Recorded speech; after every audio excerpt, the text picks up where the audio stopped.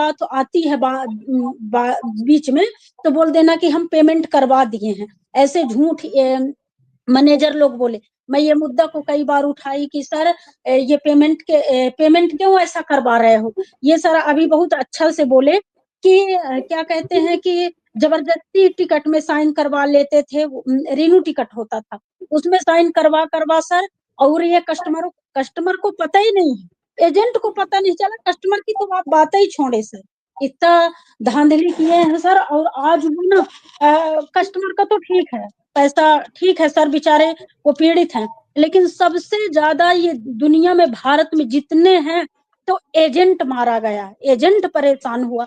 और मुझे एक बात और समझ में नहीं आती सर, जो बड़े बड़े आरएम बीएमओ ये अधिकारी हैं, तो उनको अभी मुझे ऐसा लगता है कि उनको कहीं ना कहीं से आता है फंड, और वो लोग ताकि अपना जीवन यापन वो फंड से कर रहे हैं, क्योंकि अपना जिला अपना राज्य छोड़ के और दूसरे जगह परिवार पाल रहे हैं और वैसे ही चला रहे हैं। तो मुझे ऐसा लगता है कि ये लोग अभी भी सहारा से उनको आता है, कहीं से आता है तो ना उनका चल रहा है। मैं पता लगाई हूँ और मैं कोशिश भी की हूँ कि उनको पकड़ा जाए, लेकिन मैं नहीं पकड़ पाई। और 2000 जब 2011-12 में बोल दिया गया था कि पैसा नहीं लेना है अब कस्टमर से, तो ये जबरदस्ती क्यों लेते रहे, गुमराह कर कर। अभी हमारे शहडोल में बताऊं सर, 2022 तक पैसा लेते रहे और ऑफिस खुलता रहा। फिर अप्रैल मई में फिर हम ही लोग अधीक्षक के यहाँ 2-4 लोग वो किए थे, केसेस किए थे, तो फिर 10-20 पार्टी लेके गए, तो फिर तब ऑफिस बंद हुआ था और आज भी ऑफिस बंद है। और फिर आरएम मैनेजर और 2-4 लोगों के ऊपर किए थे, तो फिर वो लोग 6-7 महीना फिर जेल में भी रहे हैं सर। ये तो एक ऐसी मिनट हरकत एक मिनट सर। गणेश चौधरी जी, क्या सहारा के जो एम्प्लॉई हैं अभी भी वर्तमान में, उनको कंटिन्यू रखने के लिए, सहारा कंपनी को जिंदा रखने के लिए जहां से जो पैसे आ रहे हैं उनको लिया जा रहा है, वो रिटर्न कैसे करेंगे नहीं देख करेंगे तो बात की बात है, लेकिन अब सहारा कंपनी के सामने भी एक क्राइसिस है कि अपने एम्प्लॉय को जिंदा रखने के लिए कोई भी बहाना बना करके पैसे लिए जा रहे हैं। वो क्या ये बात सही है या ठग रहे हैं या ठग रहे हैं? देखिए पाठक सर, एम्प्लॉय को सैलरी नहीं मिल रही है, ये सिर्फ इस विश्वास पर बैठे हैं कि आज नहीं तो कल मिलेगी, और जाए तो जाए कहाँ। दूसरी बात है कि लूट की दुकानें इनकी अभी भी चल रही है। अब मैं इसको दुकान का नाम इसलिए दे रहा हूँ कि विडंबना देखिए कि देश की सरकार देख रही है कि पिछला लिया हुआ पैसा ये नहीं लौटा पा रहे हैं। बीच में कहीं ना कहीं नियामक को, सहकारिता मंत्रालय को आना पड़ा और वैकल्पिक व्यवस्था के तौर पर पोर्टल लाए, लेकिन आज भी इनकी लूट की दुकानों से कलेक्शन लिया जा रहा है, बिजनेस किया जा रहा है, और वो भी सरकारों की आंखों के नीचे। तो इसको विडंबना नहीं कहेंगे सर तो और क्या कहेंगे। और जब 2023 मार्च, इसे विडंबना नहीं कहेंगे, इसे चोरी कहेंगे, फ्रॉड कहेंगे, ठग कहेंगे। और इसमें मैं समझता हूं कि पूरी मशीनरी इसमें शामिल है।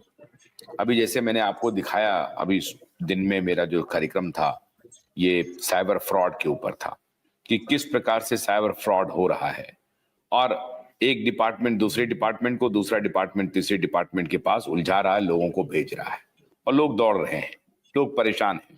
उनके 11,333 करोड़ रुपए का लूट हो गया 9 महीने में साइबर क्राइम में।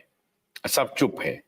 तो ऐसा लग रहा है कि पूरा देश जो है वो एक भ्रष्टाचार का कॉरपोरेशन हो गया है, और उसमें सरकार पार्टी बनी हुई है।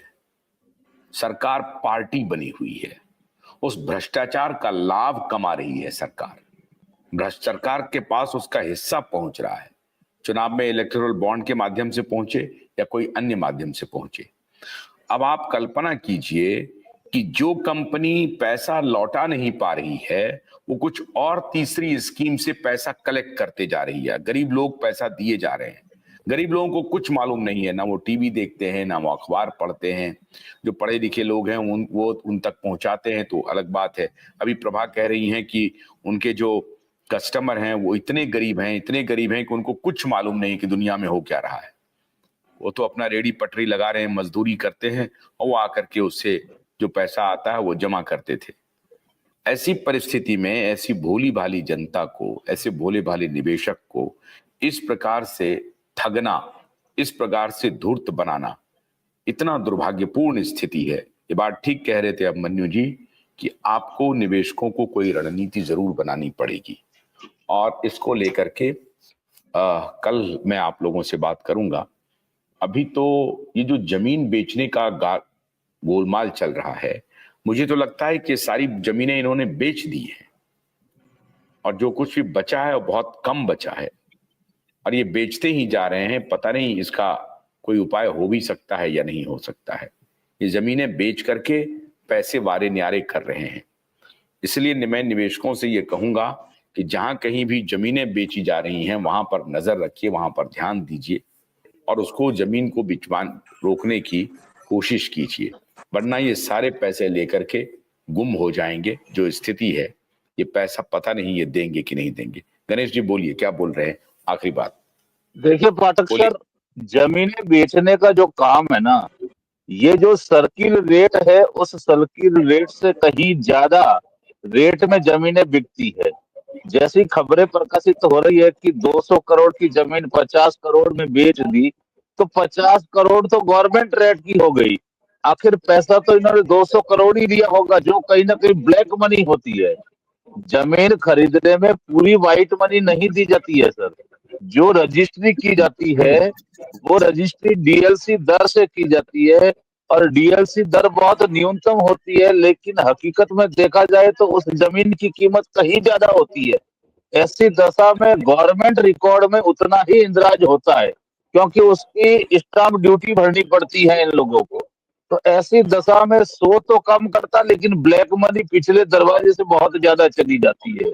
तो इस जमीन में भी यही हुआ है सर कि 50 करोड़ रुपए तो जो गवर्नमेंट रेट के हिसाब से मिला है, लेकिन ऊपर का पैसा गोलमाल करके ये लोग ले गए। क्योंकि अगर 50 करोड़ सारा से भी, जो माननीय सर्वोच्च न्यायालय का आदेश है कि अगर आपको जमा करवाने का आदेश भी देंगे तो 50 करोड़ ही देंगे, और ऊपर के जो 150 करोड़ है या 100 करोड़ जो भी इन्होंने लिया है वो इनके अपने पास रह जाएंगे। तो ऐसी दशा में इन्होंने, क्योंकि इतनी कंपनी पागल नहीं है सर कि 200 करोड़ की जमीन 50 करोड़ में क्यों बेचेगी।